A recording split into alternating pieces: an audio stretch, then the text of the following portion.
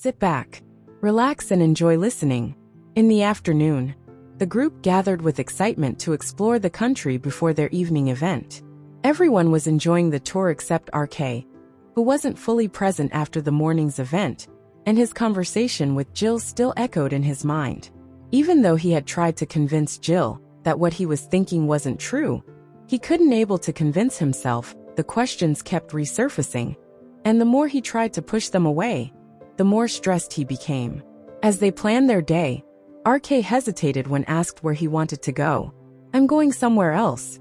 You guys go ahead," he said, not wanting to dampen their spirits, especially since most had their girlfriends with them, and Jill was meeting an old friend. RK left, saying he had other plans. But in reality he didn't. He just didn't want to spoil their mood. RK drove aimlessly around the city, lost in thoughts of SV and Jill's earlier words, until he parked outside a large mall known for its music and instrument shops. He wasn't interested in shopping, but with nowhere else to go he walked inside. While walking aimlessly through the mall, a voice from behind caught his attention.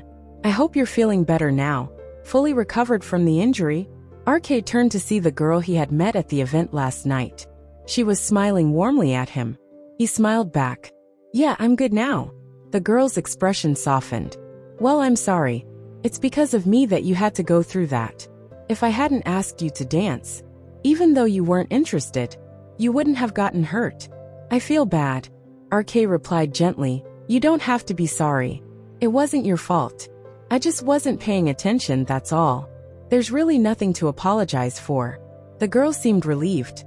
"So, does that mean you forgive me?" RK nodded in yes.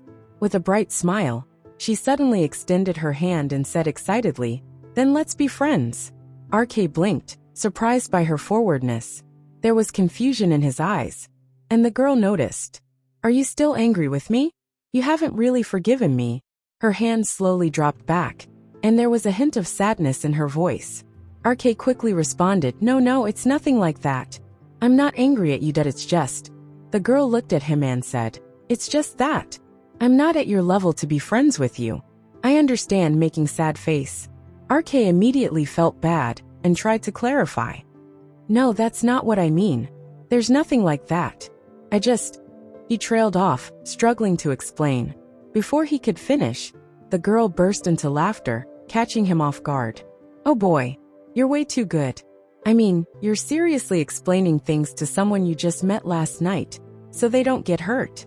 "I was just joking." She laughed harder, and RK couldn't help but smile at her carefree nature. RK let out a small breath, realizing he had taken the conversation too seriously. A faint smile tugged at his lips as he watched her laugh. The girl continued to giggle. "How can someone be so nice in this world? Are you even real, mister? May I at least know your name?"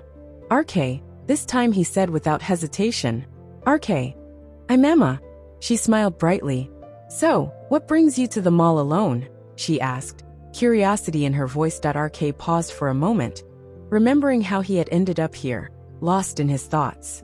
He didn't realize he had spaced out until Emma spoke again, her tone more serious this time. "Is everything all right? I mean, I know we don't know each other that well, but if something's bothering you, you can share it with me. Yesterday, you seemed distant, like you weren't fully there, and today, you're lost in your thoughts again. I hope everything's okay." RK shook his head. "Just thinking about work." "Well," Emma said with a gentle smile, "you should enjoy yourself when you're not working. Life's too short to always be stressed." RK nodded, feeling a strange sense of comfort. It had been a long time since someone had asked about him. Especially he didn't expecting this kind of behavior from a stranger. Emma didn't seem to expect anything from him. She was just being kind.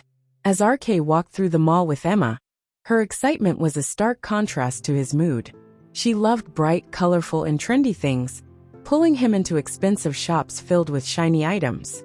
As they passed by a high-end boutique, RK saw a mannequin black dressed in a sharp, tailored suit, just the kind SV would wear. It immediately pulled him back into his memories.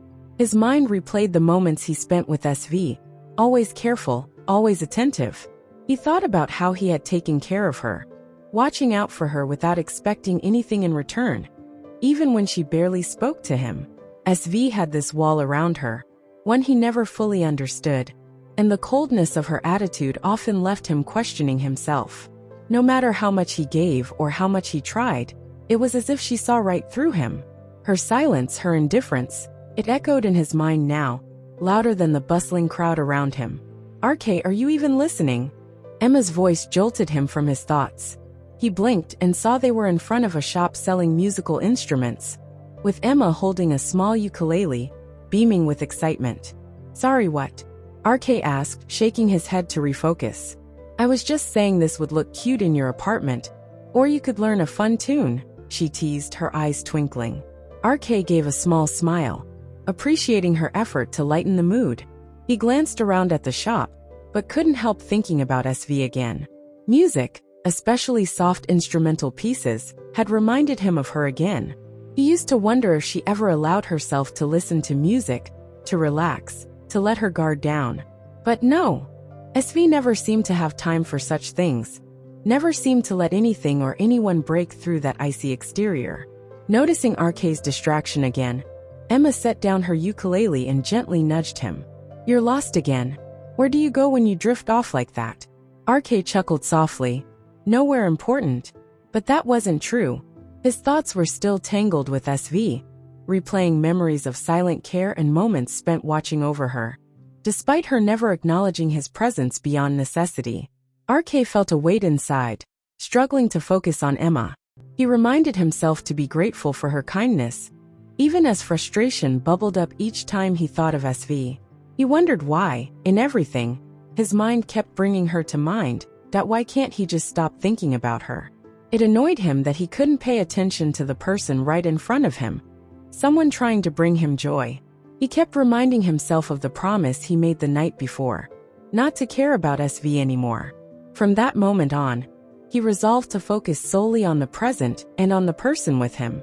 Emma noticed RK's distraction and tried to engage him with her playful energy, but he brushed it off.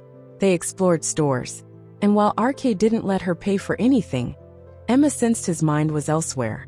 Despite his efforts to focus on the present, thoughts of SV kept creeping back, fueling his frustration.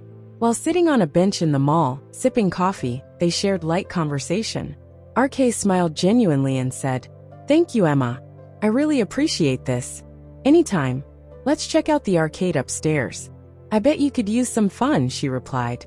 As they headed to the arcade, RK consciously set aside thoughts of SV.